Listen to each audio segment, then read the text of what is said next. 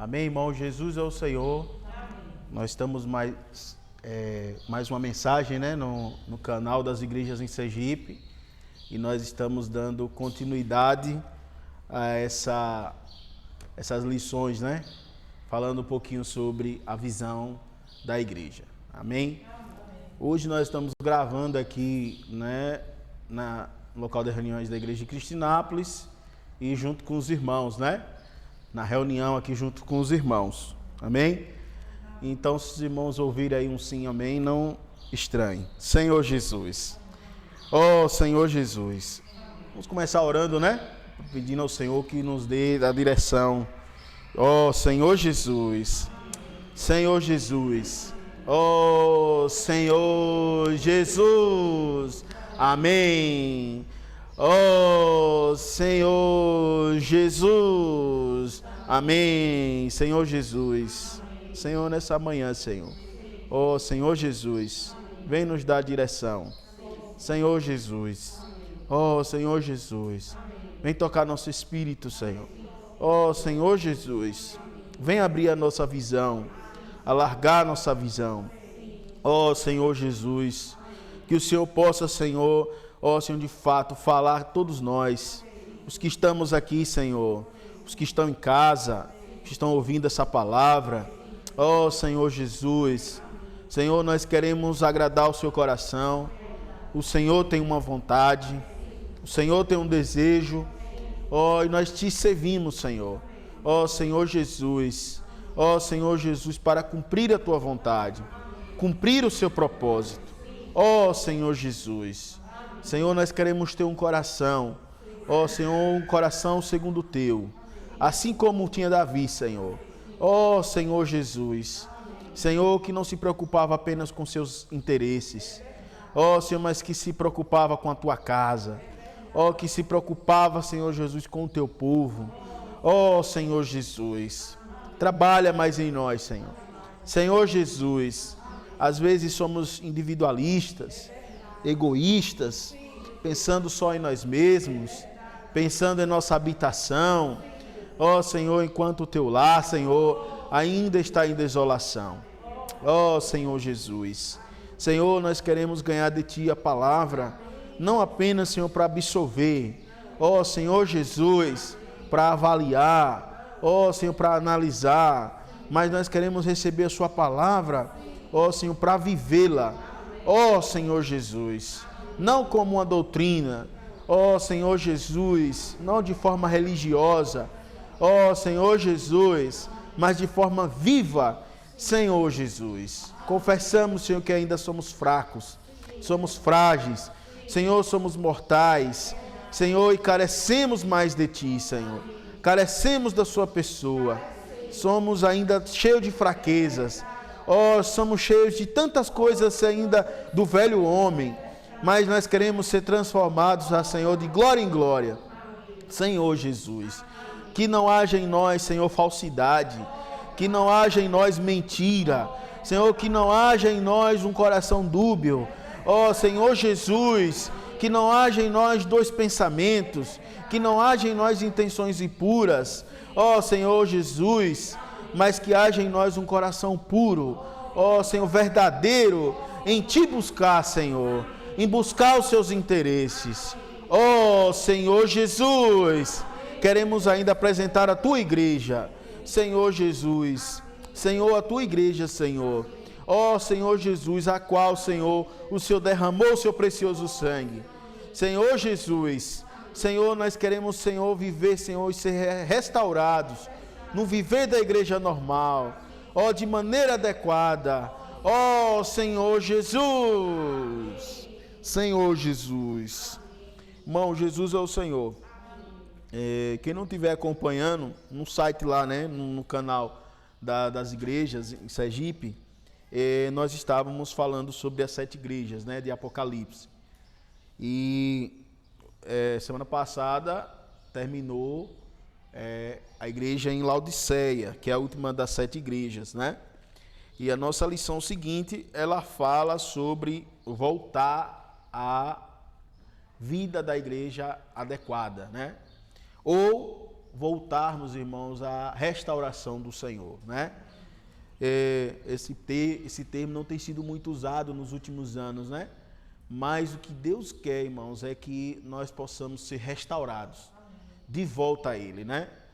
E porque esse tema ele vem logo depois das 7 igrejas, né? Porque é muito importante nós compreendermos um pouco da história da igreja para nós compreendermos também a história de Israel, para compreendermos a história da igreja. Amém? Uma coisa que é importante a gente saber, né? Isso é muito sério. Nós estamos vivendo num mundo em que as coisas elas estão cada vez mais diferentes, né? E cada vez mais as coisas estão perdendo o sentido, né? Não sei se vocês já ouviram falar desse ditado, né? Não é o cachorro mijando no poste, né? É o poste mijando no cachorro, né? O normal é que todo cachorro, ele, para marcar território, ele vai lá e urina ali, né? E nós estamos vendo que as coisas estão invertidas, né? Então as pessoas estão usando muito esse ditado. Por quê, irmãos? Porque o mistério da iniquidade, ele está se propagando de forma muito rápida. E a iniquidade, ela está... o que é a iniquidade, nós sabemos, né? É a falta de lei, né? É a falta de algo que traga ordem, né? E todo o universo, irmãos, ele está fora de ordem por causa de quê? Porque, primeiramente, nós sabemos que houve a rebelião, né, de Lúcifer, e toda a humanidade, irmãos, toda a criação, ela foi contaminada. Nós sabemos que Deus, ele voltou, criou o homem, restaurou a terra, botou o homem no jardim, para quê? Para que o homem pudesse, então, restaurar todo o propósito de Deus, trazer ordem a todas as coisas. Mas aí, de novo, Satanás foi lá e fez com que o homem caísse e comesse da árvore do conhecimento do bem e do mal, né? E nós sabemos que o homem caiu e novamente danificou o propósito de Deus. E toda a história, todo o desenrolar da Bíblia depois de Gênesis 3, é Deus tentando estabelecer a sua vontade. É Deus tentando estabelecer o seu propósito. De quê? De trazer ordem para o universo, ordem para a terra, né? E o que é que nós vemos, irmãos? Que tudo está em desordem, né? Se nós observarmos, irmãos, tudo está caótico, né? É assim no mundo hoje. Infelizmente, nós não podemos mais lutar para mudar o mundo aí fora. As pessoas dedicam sua vida a mudar o mundo, mudar as pessoas, né? Mas a tendência é piorar. Por quê? Porque, irmãos, o mundo jaz no maligno, né? O mundo, ele está realmente sendo dominado por Satanás, que é esse que está dominando o império das trevas. As trevas, irmãos, ela está se dissipando. E a única coisa que existe no meio de tanta treva hoje é a igreja, né? A igreja, irmãos, é o que lá em Mateus fala. A igreja é o que? É a luz do mundo. A palavra diz que nós somos o que? A luz do mundo. Mas a iniquidade, ela está se multiplicando, né? Eu vou ler só Mateus capítulo 14. Não está muito dentro, mas eu vou ler só para a gente situar aí, né? Se os irmãos quiserem ler. Mateus capítulo 14. Ele diz o quê? Perdão, Mateus capítulo 24, né? Ele diz, versículo 12: E por se multiplicar a iniquidade, o amor se esfriará de quase todos. Aquele, porém, que perseverar até o fim, esse será salvo. Então, nós estamos vendo que o amor, a iniquidade está se multiplicando e o amor está se esfriando. E nós estamos também vendo isso, irmãos, acontecer e sendo introduzido no meio do povo de Deus, né? E o que o Senhor quer? que nós, irmãos, saiamos dessa condição, né? Saiamos da condição de a iniquidade se multiplicar e o amor se esfriar. Qual é o sinal de que o amor ele está se esfriando? Em Apocalipse, se nós vamos voltar lá para o Apocalipse, a última mensagem que nós ouvimos sobre a igreja foi a igreja em Laodiceia. E a igreja em Laodiceia, ela tem uma característica. Capítulo 3, a partir do versículo 14. Ao anjo da igreja em Laodiceia escreve: estas coisas diz o Amém, a testemunha fiel e verdadeira, o princípio da criação de Deus. Conheço as tuas obras, que nem és frio nem quente. Quem dera fosses frio ou quente. Assim, porque és morno, e nem és quente nem frio, estou a ponto de vomitar-te da minha boca. Pois dizes: estou rico e abastado, e não preciso de coisa alguma, e nem sabes que tu és infeliz, sim, miserável, pobre, cego e nu. Então, a grande característica, irmãos, hoje a grande característica da igreja em Laodiceia é a mornidão. E a mornidão, ela causa esfriamento, né? E ele falou que lá em Mateus 24, que por se esfriar, né, o amor de quase todos, né, por se multiplicar a iniquidade, o amor de quase todos se esfriará. Então, o que é o amor? O amor tem que ser como uma tocha, né? Tem que ser como uma tocha, mas por causa da iniquidade, irmãos, o que acontece? O amor vai se esfriando. E quando o amor se esfria, a mornidão também, a mornidão espiritual, irmãos, ela nos contamina. Então, todos nós, irmãos, precisamos fazer uma análise, né? Um diagnóstico, na verdade, né? Não é uma análise, um diagnóstico. Como está o nosso amor pelo Senhor? Como está nosso amor pelo propósito de Deus? E como está, irmãos, também, né? Nossa vida espiritual, né? Se estiver, irmãos, morno, frio, é porque a iniquidade ela está se multiplicando dentro de nós. Olha, isso é muito sério, irmãos, porque todos nós estamos vivendo nesse mundo, e esse mundo, de alguma forma, ele nos afeta, né? Mais para frente eu vou falar disso, mas o que eu quero mostrar para os irmãos é que nós estamos num momento, irmãos, em que, se nós não voltarmos ao Senhor, para que a iniquidade, o Senhor tire a iniquidade dentro de nós vamos esfriar o nosso amor, e por estarmos frios, mornos, nós vamos então o quê? Ter uma vida espiritual morna, nós não vamos conseguir, irmãos, amar o Senhor acima de qualquer coisa. E nós sabemos que esse é o primeiro mandamento. Se resume: amar a Deus de toda a sua alma, de todo o seu coração, de todo o seu entendimento, com toda a sua força. Então, amar a Deus dessa forma é amar a Deus acima de qualquer coisa, acima de qualquer pessoa, né?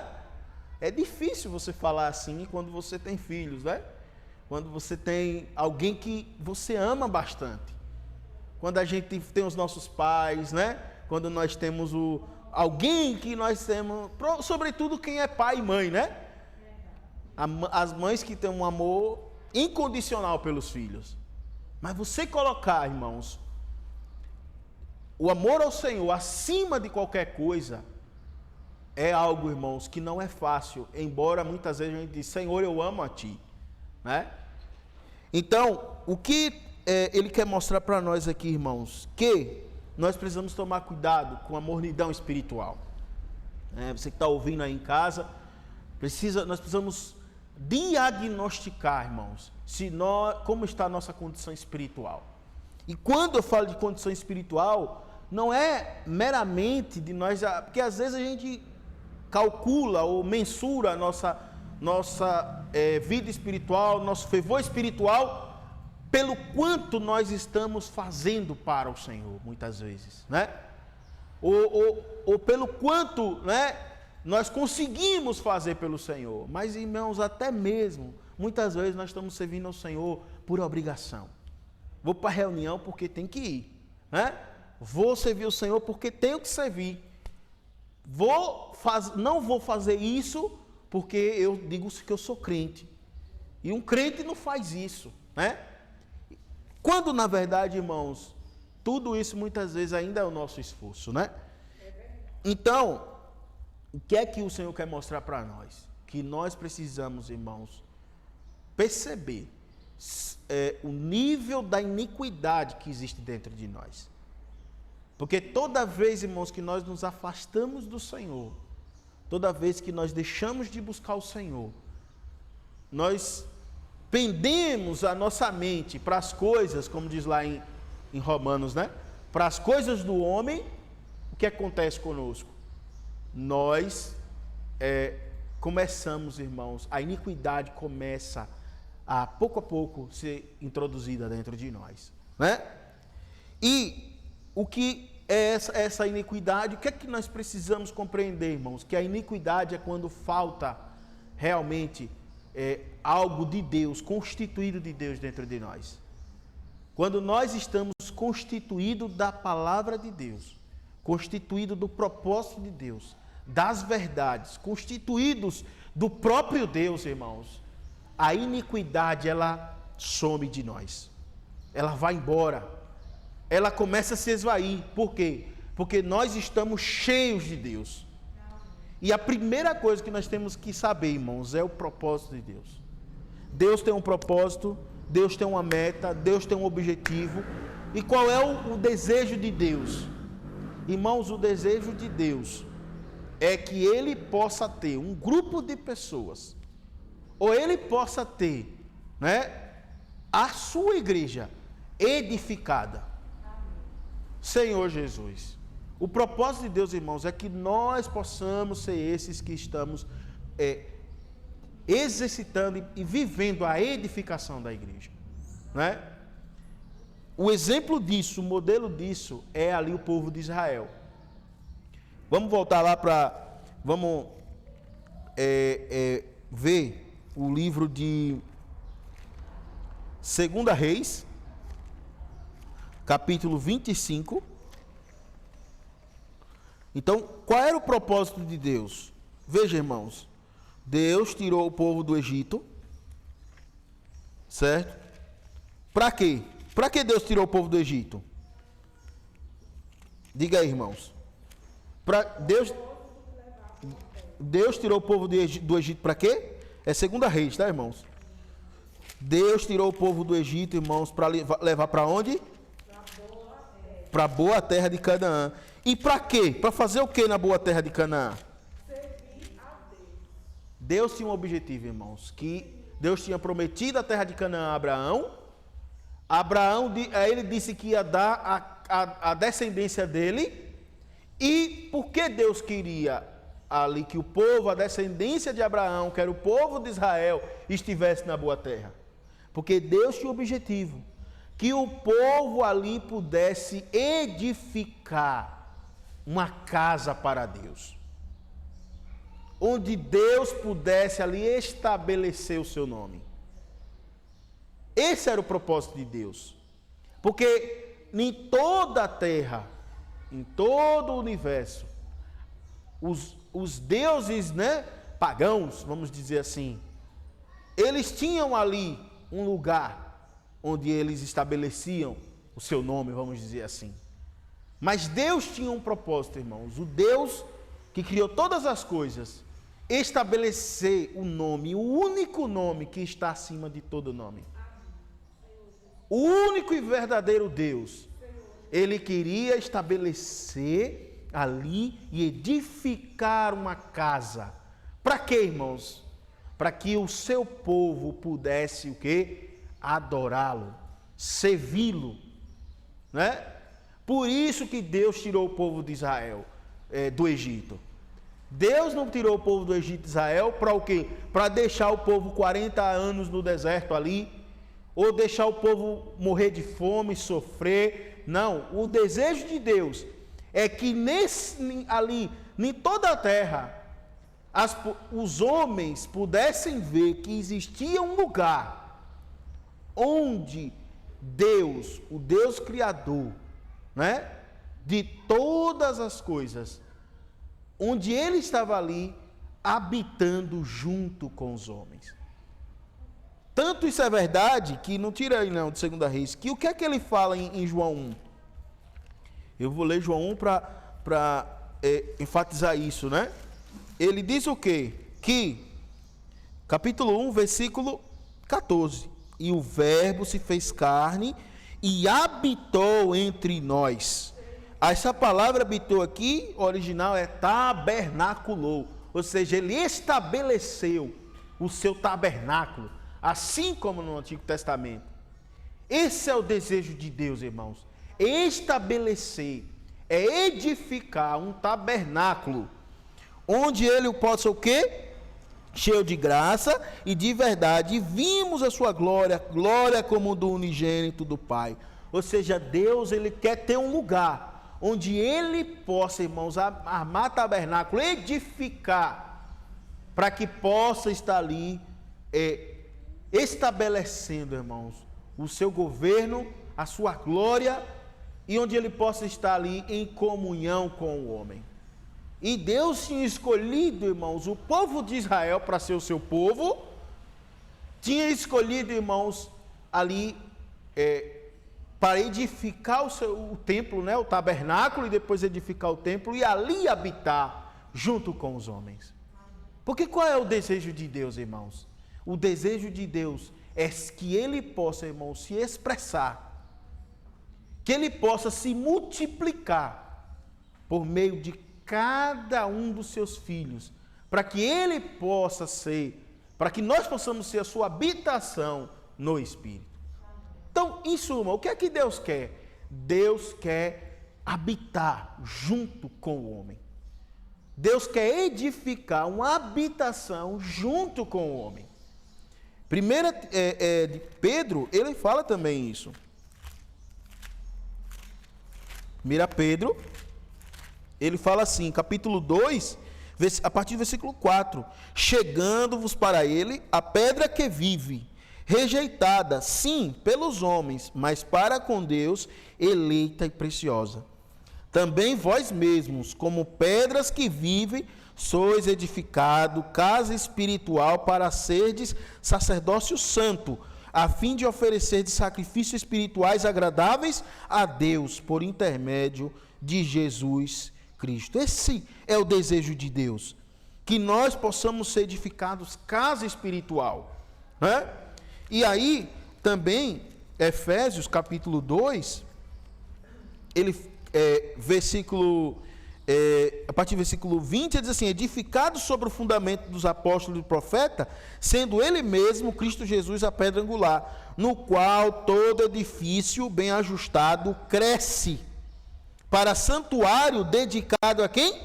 Ao Senhor, no qual também vós juntamente estáis sendo edificados para a habitação de Deus no Espírito. Então, irmãos, Deus, ele quer nessa terra, uma habitação, para que ele possa se expressar, se manifestar. É interessante que uma pessoa que ela não tem casa, né, irmã Nilson? Uma pessoa que ela não tem casa, ela é um andarilho. Uma pessoa que não tem habitação, ela não pode, né? Ela não tem onde se estabelecer, não é verdade? É interessante que uma pessoa que tem sua própria casa, quem tem sua casa, se puder, não deixe a sua casa em nenhum momento se desgastar, né?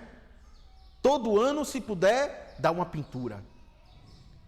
Se tiver algum problema de estrutura, ela vai lá e conserta, né? De repente o telhado quebrou as telhas estão velhas, né? Vai lá e retelha. Por quê? Porque ela quer se sentir bem na sua casa. É assim ou não é? De repente os móveis, a mobília está velha, né? Nessa mobília já não serve mais. Sobretudo as irmãs. O que as irmãs querem? Vamos mudar a mobília. Por quê? Porque é sua casa. De repente você não está gostando mais do que se chama o layout, né? É a palavra chique agora, layout da casa, né? Aí você contrata um arquiteto. Eu quero mudar o layout da minha casa, né? Mas você pode fazer, porque a casa é sua.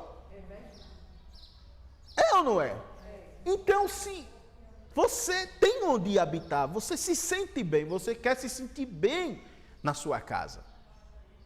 É a mesma coisa o Senhor, irmãos, é a mesma coisa Deus. Deus quer ter um lugar em que Ele possa habitar. Esse lugar, irmãos, é a igreja. Esse lugar, irmãos, é a igreja. É o que lá em Timóteo fala, é a casa do Deus vivo. É a coluna e base da verdade. E Deus, irmãos, Ele não quer uma casa de qualquer jeito. Ele quer uma casa edificada. E se nós formos ver no Antigo Testamento, nos livros lá de Reis, você vê, irmãos, como Deus mandou fazer o templo, como foi tudo bem feito. Não era qualquer madeira, era madeira nobre, era madeira de acácia, era madeira de cipreste. Essas madeiras são o que? Madeiras resistentes, né? Então Deus não quer qualquer material para edificação. Deus quer um material regenerado, renovado, restaurado, irmãos. Então nós podemos dizer que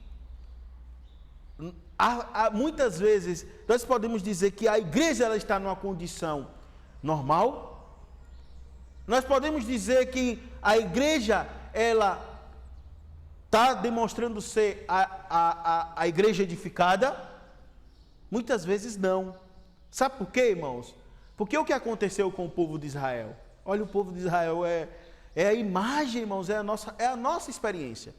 O povo de Israel é a nossa história. Porque depois que o povo de Israel entrou na boa terra, que Deus estabeleceu o reinado por meio de Saul, depois por meio de Davi, e depois que por meio de Salomão Deus edificou o templo, e que estava tudo pacificado, e que estava tudo o povo ali, irmãos, o templo erguido. O que foi que aconteceu? Por meio primeiramente de Salomão, eu quero ler com os irmãos, 1 Reis, capítulo 11, eu falei 2 Reis, mas eu quero reler junto com os irmãos. 1 Reis, capítulo 11.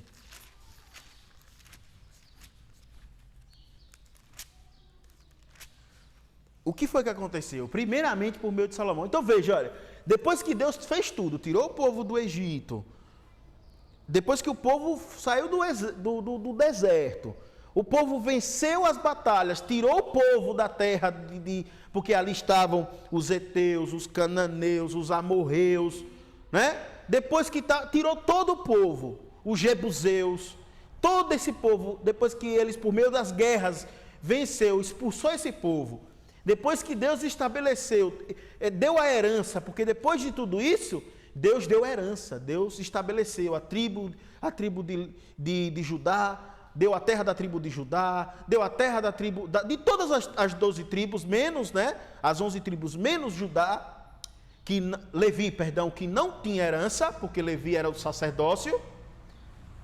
E depois que Deus estabeleceu ali o reinado, depois que Deus estabeleceu o templo com Salomão, né? O que foi que aconteceu, irmãos? Começou com Salomão, versículo 11, versículo 11 assim: ora, além da filha de Faraó, a primeira coisa, irmãos, Salomão foi se casar com a filha de Faraó. Senhor Jesus, Salomão foi buscar fora, irmãos, né? Aí ele continua: além da filha de Faraó, amou Salomão muitas mulheres estrangeiras. Olha, moabitas, amonitas, edomitas, sidônias e etéias. Você sabe que o povo de Moabe e Amon é um povo amaldiçoado, porque veio do incesto de Ló com as filhas. E dali desse incesto surgiu os moabitas e os amonitas. Então Salomão foi buscar, não só com a filha de Faraó no mundo, mas foi buscar, irmãos, com linhagem amaldiçoada por Deus. Aí versículo 2: mulheres das nações de que havia o Senhor dito aos filhos de Israel: não caseis com elas, nem casem elas convosco, pois vos perverteriam o coração para seguir os seus deuses. A esta se apegou Salomão pelo amor. Olha, então Salomão foi a primeira pessoa, irmãos. Salomão, aquele homem que pediu tanta sabedoria a Deus, foi o primeiro a se afastar, né? A se distanciar, irmãos, do que Deus tinha falado, para guardar os mandamentos, guardar os estatutos, né? Para servir ao Senhor, para não se envolver com esse povo. Então Salomão foi o primeiro, e Salomão se desviou, e por causa de Salomão, Deus disse que iria dividir o povo de Israel. E aí, depois de Salomão, não temos tempo para encurtar, o que foi? Depois Salomão morreu, seu filho foi posto, mas aí aconteceu uma divisão entre Israel, Judá e Jerusalém. Ou seja, as 10 tribos né, fora Judá e Levi se separaram. O reino de Israel ficou dividido em duas partes: Judá, que era a tribo de Judá junto com a tribo de Levi, e Jerusalém, que eram as outras 10 tribos. E a partir dali, irmãos, o povo começou a se contaminar. Se contaminar com o quê? Com a idolatria. Se contaminar, irmãos, com as nações, né? E pouco a pouco, irmãos, Deus, ele foi, então, percebendo ali que o povo de Israel estava se distanciando do propósito de Deus.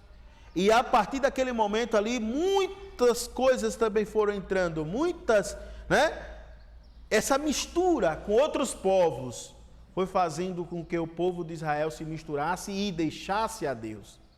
Então, para resumir, era assim: um rei se levantava, servia a Deus, temia a Deus, seguia os mandamentos. De repente, outro se levantava e fazia tudo errado. Levantava imagens, poste ídolos, fazia tudo que Deus abominava. E aquilo, irmãos, foi consumindo, foi, né, causando ali a ira de Deus. E Deus mandava os profetas, e o que é que o povo fazia? O povo matava os profetas. O povo não ouvia falar dos profetas, né? E por que tudo isso, irmãos? Porque o povo se contaminou. E aí, o que foi que aconteceu? Deus mandou o povo para o exílio na Babilônia. Vamos ler 2 Reis, capítulo 25. Eu estou adiantando, irmãos, porque é muita coisa, então não vai dar para a gente falar tudo. Mas depois, irmão, nós podemos ler, né? Os irmãos que quiserem chegar em casa, podem ler. Vamos ler a partir do versículo 20 do capítulo 24, ele diz assim: assim sucedeu por causa da ira do Senhor contra Jerusalém e contra Judá, a ponto de os rejeitar de sua presença. Ou seja, aquilo se acumulou, a iniquidade do povo de Israel se acumulou a tal ponto que Deus disse: não dá mais. Aí ele falou o quê? Rejeitou o povo e diz assim: Zedequias rebelou-se contra o rei da Babilônia. O que era que acontecia? A Babilônia já dominava o Império Babilônico, mas a Babilônia sempre foi assim: eles conquistavam, mas eles não levavam preso. Eles impunham ali ao povo pagar tributos, pagar imposto. Eles impunham ali uma submissão. Ou seja, o povo de Israel, o reino de Israel era submisso, né, a Babilônia. Eles não de início não foram logo de imediato levados cativos. Então era o reino da Babilônia, o povo de Israel, Judá e Jerusalém, eles o quê? Faziam parte do Império Babilônico. Mas esse Império Babilônico, ainda nesse período aqui, ainda não tinha levado eles cativos. Mas aqui, ele continuando, o que foi que aconteceu? Zedequias se rebelou contra o rei da Babilônia, e aí, capítulo 25, versículo 1. Sucedeu que no 9º ano do reinado de Zedequias, aos 10 dias do 10º mês, Nabucodonosor, rei da Babilônia, veio contra Jerusalém, ele e todo o seu exército, e se acamparam contra ela, e levantaram contra ela tranqueiras em redor. A cidade ficou sitiada até ao 10º ano do rei Zedequias. Aos 9 dias do 4º mês, quando a cidade se via apertada da fome, e não havia pão para o povo da terra, então a cidade foi arrombada, e todos os homens de guerra fugiram pelo caminho, de noite pelo caminho da porta, que está entre os dois muros, perto do jardim do rei, a despeito de os caldeus se acharem contra a cidade em redor. O rei fugiu pelo caminho da campina. Ele continuou, vou adiantar para o versículo 7. Versículo 6. Então o tomaram preso e o fizeram subir ao rei da Babilônia, a Riblá, o qual ele pronunciou a sentença. Aos filhos de Zedequias mataram a sua própria vista, e a eles vazaram os olhos. Ataram-no com 2 cadeias de bronze e o levaram para a Babilônia. No 7º dia do 5º mês, do 10º ano de Nabucodonosor, rei da Babilônia, Nebuzaradã, chefe da guarda e servidor do rei da Babilônia, veio a Jerusalém e queimou a casa do Senhor e a casa do rei, como também todas as casas de Jerusalém. Também entregou às chamas todos os edifícios importantes. Todos os exércitos dos caldeus que estavam com o chefe da guarda derribou os muros em redor de Jerusalém. Mas do povo que havia ficado na cidade e os desertores que se entregaram ao rei da Babilônia e o mais da multidão, Nebuzaradã, o chefe da guarda, levou cativos. Ou seja, ele levou tanto o rei quanto todo o povo. Quem foi que ele deixou? Porém, versículo 12, dos mais pobres da terra, deixou o chefe da guarda ficar alguns para vinheiros e para lavradores. Então, o que foi que aconteceu aqui, irmãos? Eles levaram o povo cativo para a Babilônia e deixou ali tudo em ruínas. Além de ter deixado tudo em ruínas, irmãos, só deixou um pouco do povo, aquele povo mais humilde, né?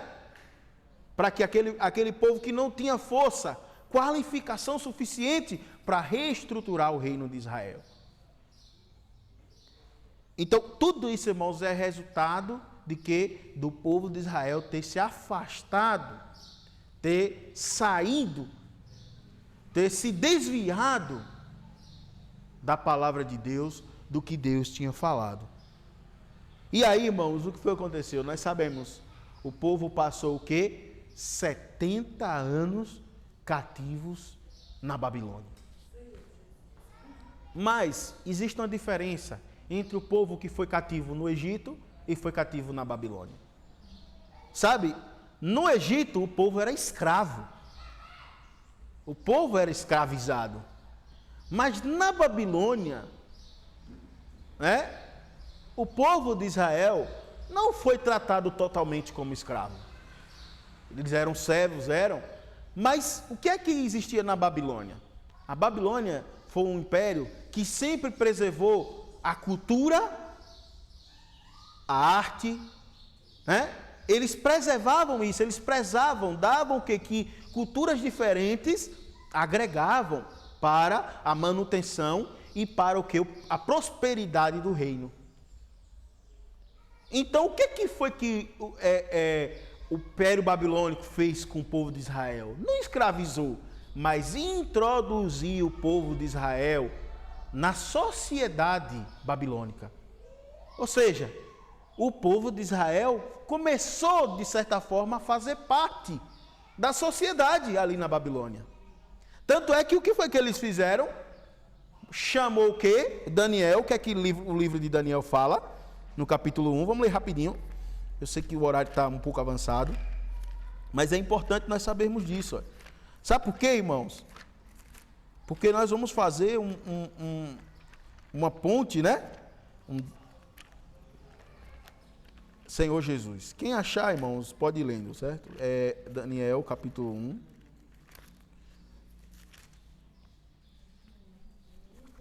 É a partir do versículo 1, né?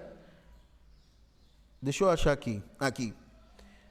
Versículo 3, assim: disse o rei a Aspenaz, chefe dos seus eunucos, que trouxesse algum dos filhos de Israel, tanto da linhagem real como dos nobres, jovens sem nenhum defeito, de boa aparência, instruídos em toda sabedoria, doutos em ciência, versados no conhecimento, e que fossem competentes para assistirem no palácio do rei e lhes ensinasse a cultura e a língua dos caldeus. Então o que acontece? Eles pegavam aqueles melhores do povo de Israel, ensinavam a cultura, a língua dos caldeus, para quê? Para que eles pudessem servir a Babilônia. E todo o povo de Israel, irmão, nem todo o povo de Israel foi usado como servo. Alguns do povo de Israel, como Daniel e os seus companheiros, e como outros, foram sendo introduzidos ali. E eles, será que eles acharam ruim? Muitos não. Por quê? Porque a Caldeia, a Babilônia, era o lugar mais desenvolvido. E o que é isso que quer representar, irmãos? O que é a Babilônia hoje? A Babilônia é esse mundo. A Babilônia, irmãos, ela tem dois aspectos hoje. É a Babilônia material e a Babilônia religiosa. E na Babilônia material, na qual todos nós hoje, irmãos, de certa forma, temos que conviver. O que é que na Babilônia tem? O que é que tinha ali na Babilônia para Daniel? Tinha o quê? Eles tinham o quê? Jovens sem nenhum defeito, versados no conhecimento, tal, e que ensinasse o quê? A cultura e a língua dos caldeus. O que é cultura e língua dos caldeus hoje, irmãos? É o curso do mundo. Hoje, irmão, nós estamos vivendo também, o mundo é essa Babilônia.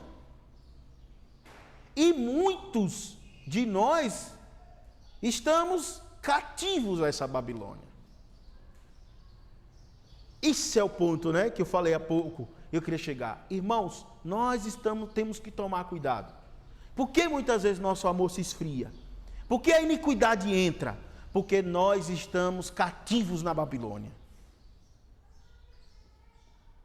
E cativos na Babilônia, irmãos, se nós não nos posicionarmos contra o curso do mundo, que foi o que Daniel fez, nós, irmãos, seremos o quê? Mais um, e nós seremos absolvidos. Nós nos tornaremos caldeus, não é? Nós nos tornaremos incrédulos. Nós nos tornaremos como o povo babilônico era. Então, hoje nós precisamos pedir ao Senhor: Senhor, venha nos fortalecer, venha nos renovar.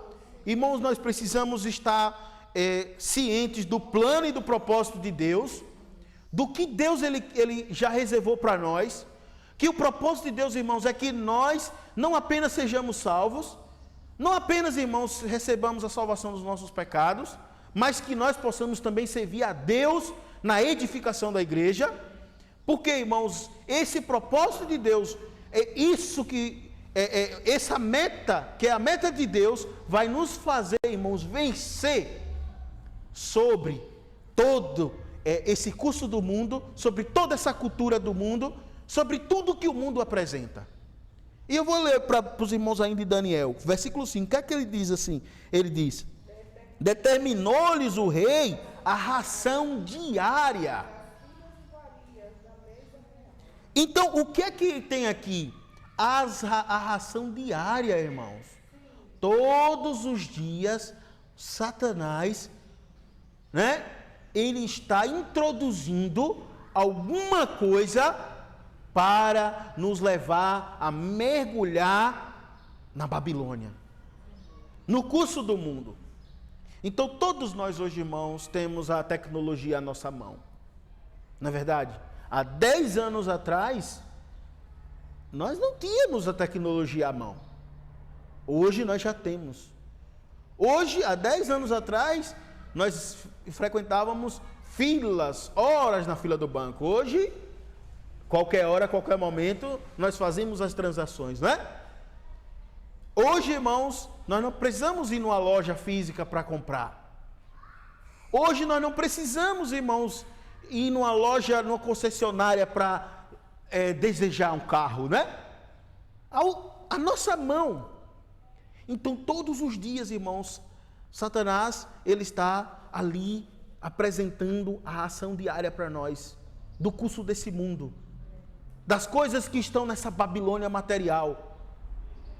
E nós, irmãos, fomos chamados para fora. Então é isso que voltando agora para o centro e para o encargo da palavra. O que é a igreja?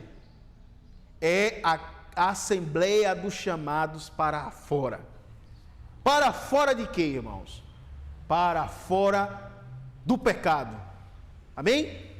Para fora do mundo, do Egito.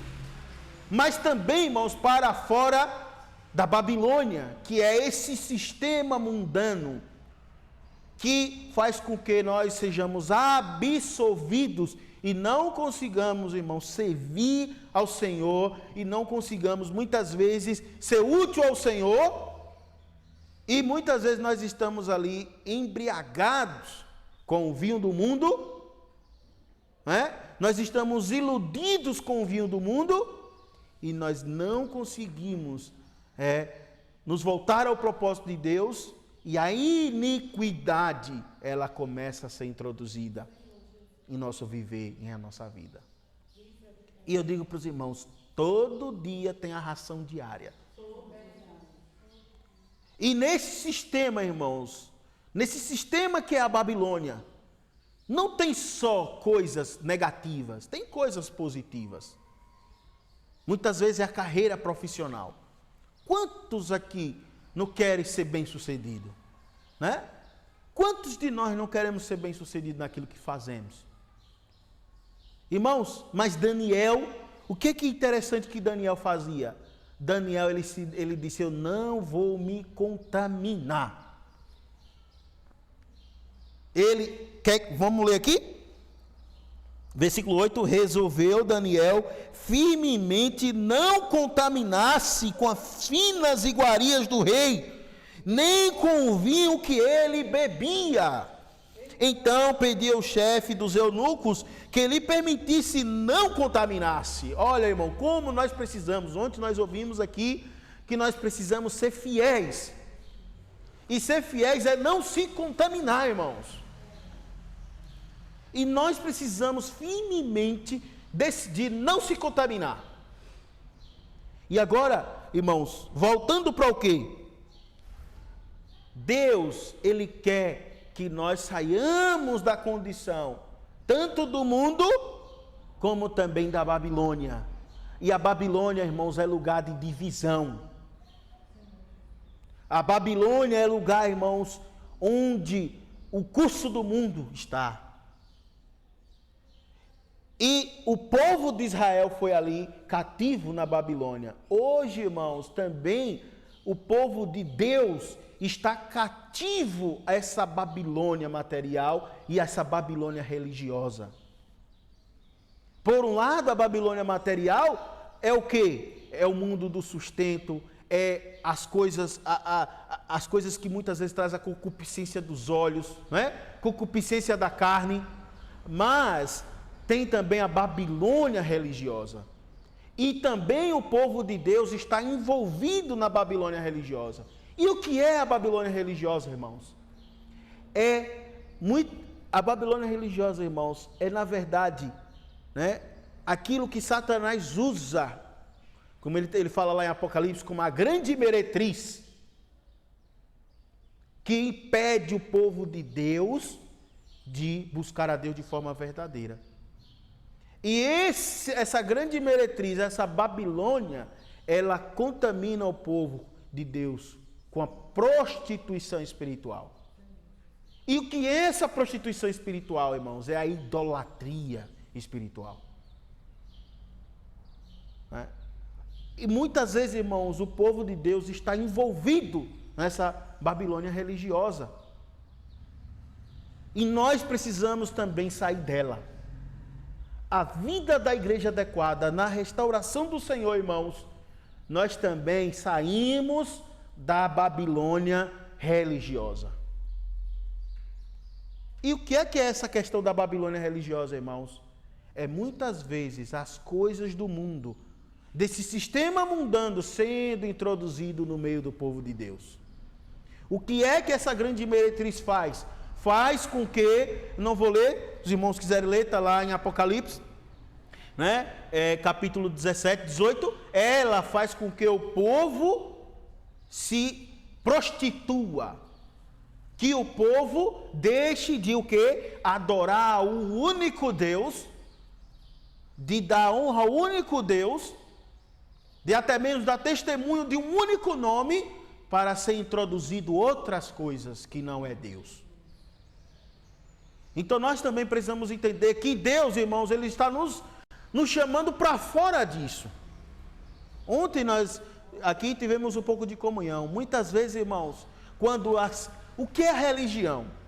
A religião é quando o povo quer fazer alguma coisa para Deus, mas não tem nada de Deus dentro de si. Irmãos, como Deus ele se expressa? Como Deus ele flui? Como nós podemos dizer que algo é de Deus? Não é? Irmão, como nós podemos dizer que algo é de Deus? Quando o Deus triuno flui. Quando o Deus triuno flui, irmãos, o que é que há o quê? O reino de Deus, ele se apresenta. Ele se constitui. E no reino de Deus há o quê? Alegria, paz e o quê? Né? Sustento, alegria, prazer. O reino de Deus é justiça, paz e o quê? E alegria.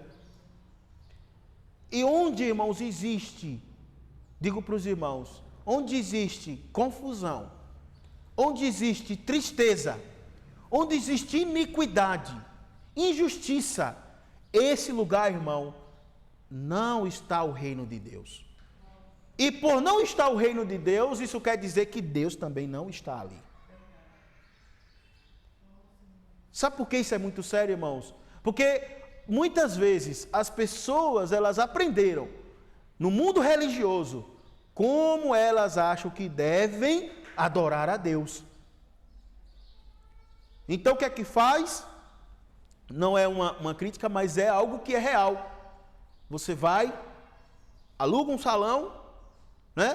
Compra as cadeiras, faz ali um lugar e você, de uma certa forma, fala a palavra de Deus. Mas muitas vezes, irmãos, ali tem a confusão, né?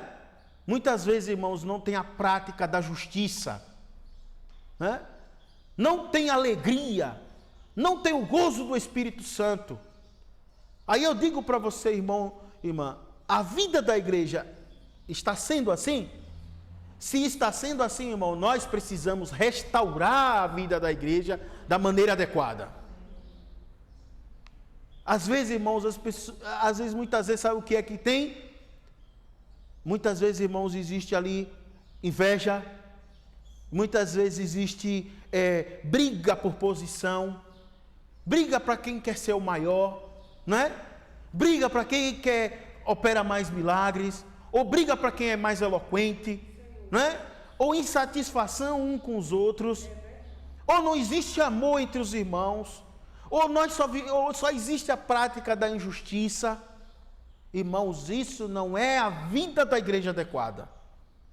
Isso é, irmãos, ainda resquícios do quê? Do mundo. Isso ainda é o quê? Resquícios da Babilônia, das coisas do velho homem. E aí, o que é interessante? Quando o homem, ele perde, irmãos, o que foi que Caim fez quando perdeu a presença de Deus? O que foi que Caim fez? A descendência de Caim, depois que Caim saiu da presença de Deus, eu vou ler para os irmãos, eu sei que o horário está se avançando, mas o que é que Gênesis, olha, Gênesis capítulo 4, a partir do versículo 17 diz: e coabitou Caim com sua mulher, ela concebeu e deu à luz a Enoque. Caim edificou uma cidade e lhe chamou Enoque, o nome de seu filho. Ou seja, Caim, ele começou a fazer a própria edificação. Porque ele já tinha perdido a presença de Deus, já não estava mais com Caim. Olha, irmãos, isso é muito sério. A mesma coisa aconteceu com Saul. Saul não ouviu a palavra de Deus, não ouviu, não obedeceu. E que foi que aconteceu? O Espírito de Deus saiu de sobre Saul. Então, irmão, nós precisamos nos voltar ao Senhor, porque a edificação da igreja, para nós vivermos a vida da igreja de forma adequada, restaurando todas as coisas que Deus necessita, para que Deus possa ter sua habitação, o que precisa acontecer? Nós precisamos, irmãos, estar realmente debaixo do fluir, do encabeçar do Deus triuno. Se Deus não tiver nisso, irmão, pare por aí mesmo. Aí o que acontece, irmãos, quando Deus não está na situação? Quando Deus ele não está fluindo? Aí, versículo 18, ele diz assim: e a Enoque nasceu-lhe também Írade gerou a Meusael, Meujael a Metusael, e Metusael a Lameque. Lameque tomou para si duas esposas. O nome de uma era Ada, e a outra se chamava Zilá. Ada gerou à luz a Jabal. Este foi o pai dos que habitam em tendas e possuem gado.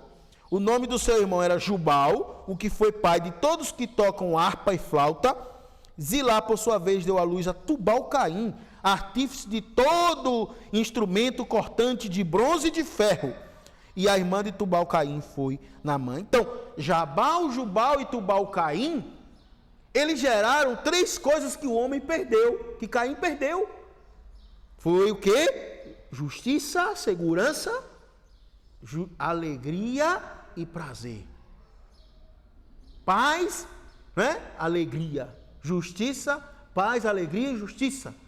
Quando o reino de Deus chega, irmão, quando a igreja realmente está expressando o reino de Deus, há justiça, alegria e paz. Mas quando não tem, irmãos, aí a gente fica procurando: Senhor, o que é que eu preciso fazer? Por quê? Porque eu não estou conseguindo ter alegria. Irmão, você está sem alegria? Está vivendo a vida da igreja que não tem alegria?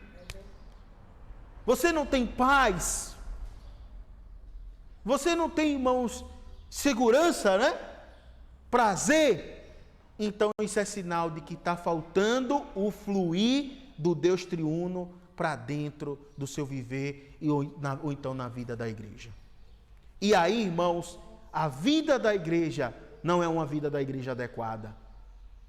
Aí a igreja pode ser o quê? Pode ser a igreja está na condição da igreja de Laodiceia, ou está na condição da igreja em Sardes, que diz que tem o nome de viva, mas está morta. Ou então a igreja, né, em Laodiceia, que acha que está rica e abastada. Para que eu vou para viver a vida da igreja? Que eu já sei que os irmãos lá vão falar do plano de Deus, do propósito de Deus, vão falar do reino, vão falar de tomar a cruz, vão falar de que nós somos o corpo de Cristo, que nós devemos dar testemunho da unidade. Isso aí eu já sei. Aqui eu quero coisas diferentes, né? Eu quero coisas que, irmãos, e sabe o que está acontecendo? Muitos e muitos estão correndo atrás de coisas que satisfaçam o seu ego, que satisfaçam o seu eu. Por quê? Porque muitas vezes perde o fluir do Deus triuno. O Deus triuno vai fluindo, irmãos, para nós, e é o Deus triuno que vai dar vida a nós. Eu digo uma coisa para os irmãos: nem sempre nós vamos ser felizes. Irmão, se você acha que você está na vida da igreja para você... eu era uma pessoa no mundo que vivia deprimido. Vou para a igreja para buscar a cura da minha depressão. Irmão, pode ter certeza que você nem sempre vai ser feliz. Mas você vai ser alegre. Você vai ser alegre no espírito. Né? Nem sempre, irmãos, nós vamos ter a paz que o mundo diz. Mas nós estamos vendo, nós vamos ter descanso. Nós vamos ter paz no espírito. Essa paz que excede todo entendimento. Nem sempre, irmão, nós vamos ver as coisas do jeito que nós queremos, da maneira que nós achamos que é. Mas ali Deus vai executar a sua justiça e seu juízo. A vida da igreja adequada, né, é a vida da igreja, irmãos, onde Deus, Ele vai fluir. E aí eu quero concluir dizendo uma coisa para os irmãos.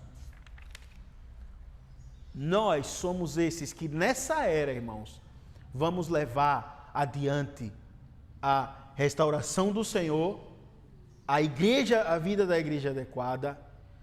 Nós somos o que estamos vivendo para dar testemunho da igreja até, né, a volta do Senhor. Eu quero dizer para os irmãos que, só para a gente encerrar aqui, se nós lermos o livro de Esdras,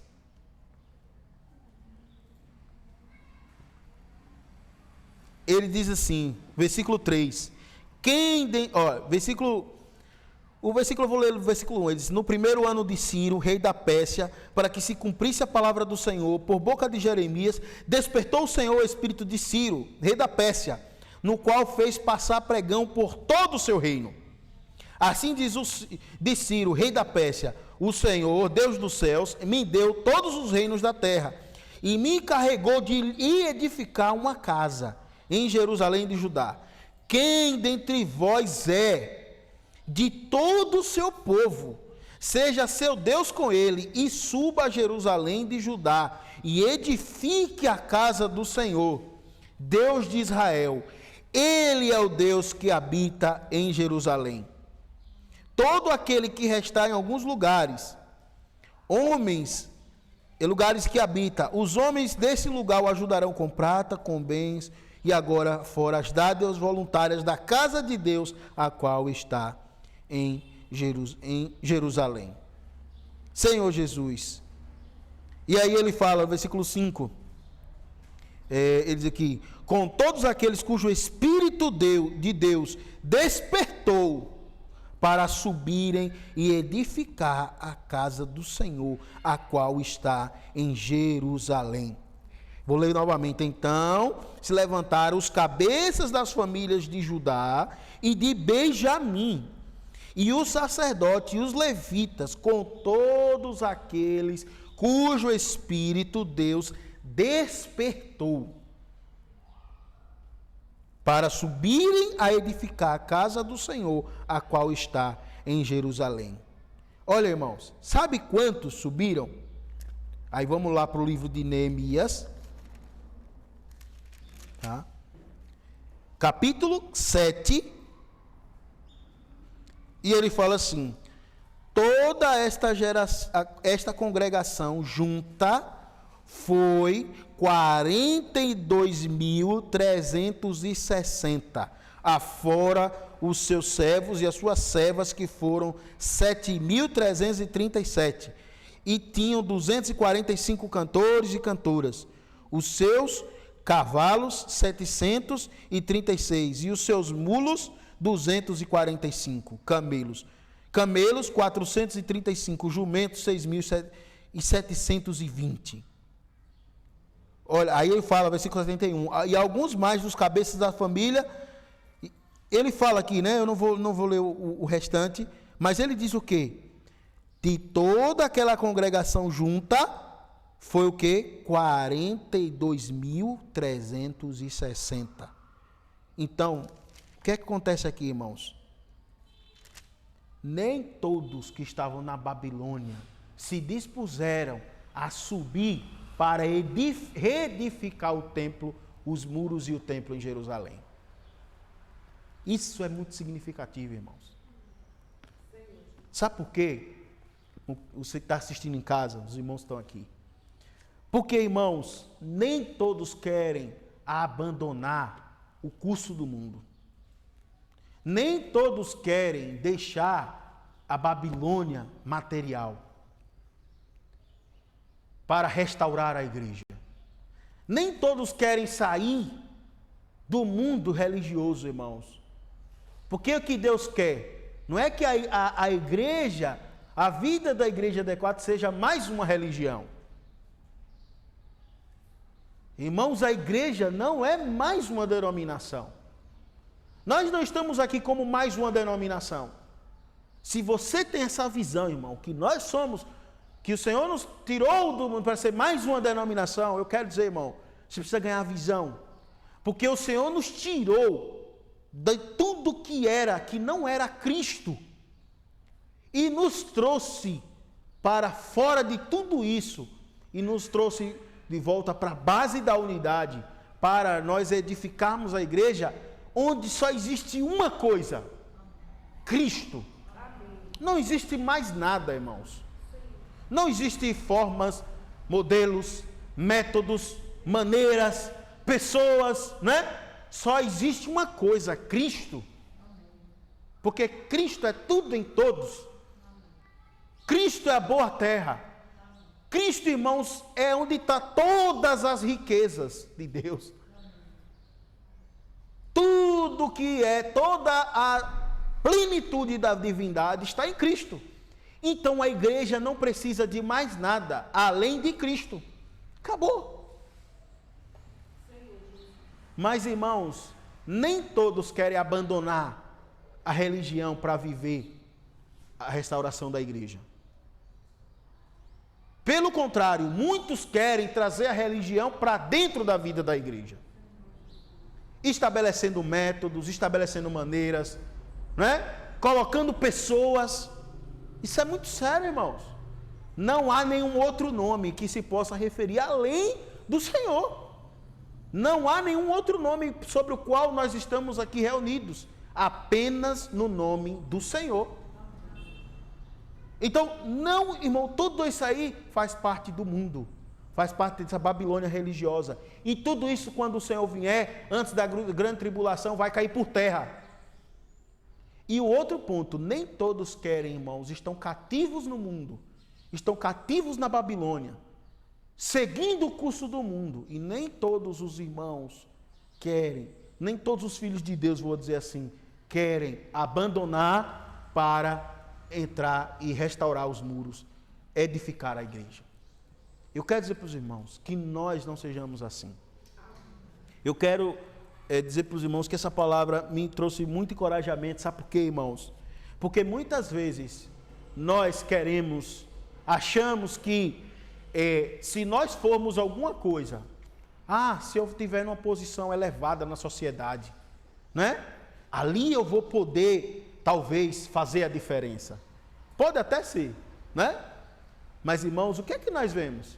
Que muitas vezes, quantos e quantos seguiram nesse caminho e foram o quê? Absolvidos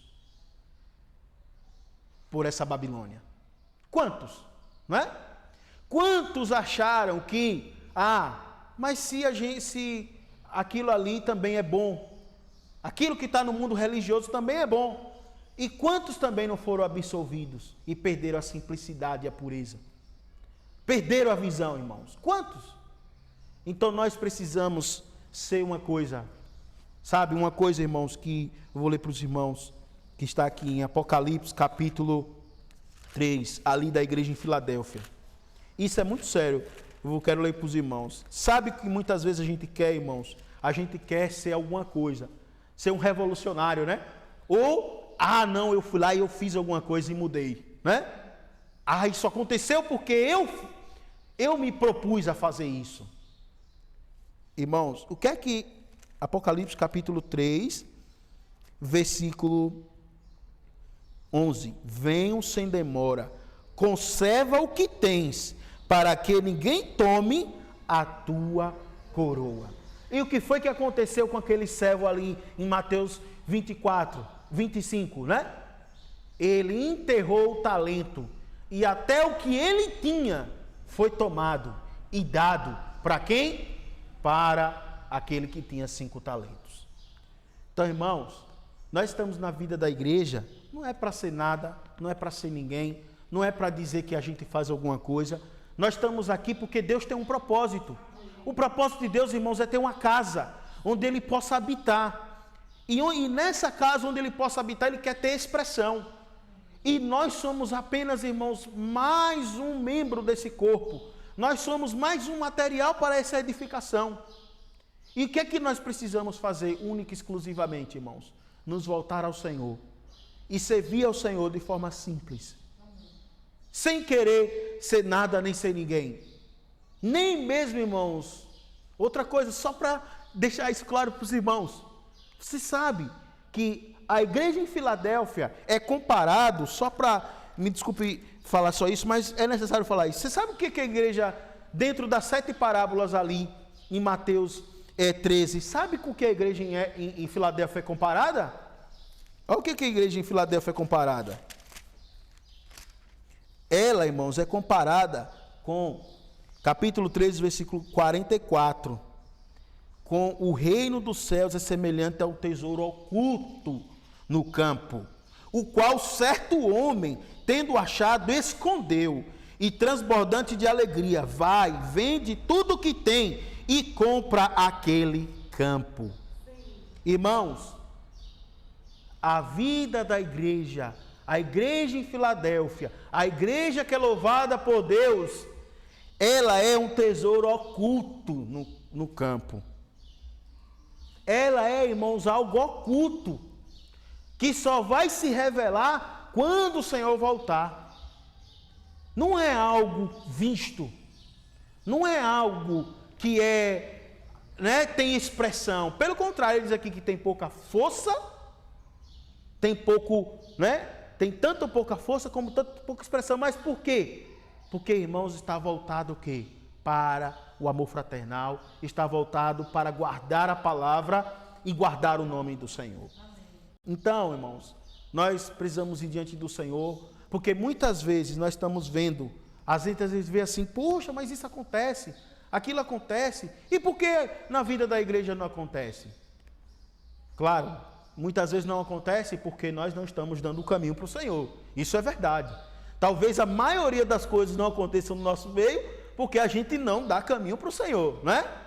Mas muitas vezes, irmãos, porque o Senhor, Ele quer nos preservar como esse povo, esse grupo de pessoas que está ali restaurando, está vivendo a vida da igreja, está sendo aqueles que estão realmente levando a palavra de Deus, estão vivendo a palavra de Deus de forma simples e pura. Que o Senhor tenha misericórdia de nós. Irmãos, isso não é teoria. Talvez para muitos isso seja hoje teoria. Mas, irmãos, nós não podemos mais viver isso como teoria. Isso tem que voltar. Nós precisamos restaurar na vida da igreja isso como uma prática. Jesus é o Senhor.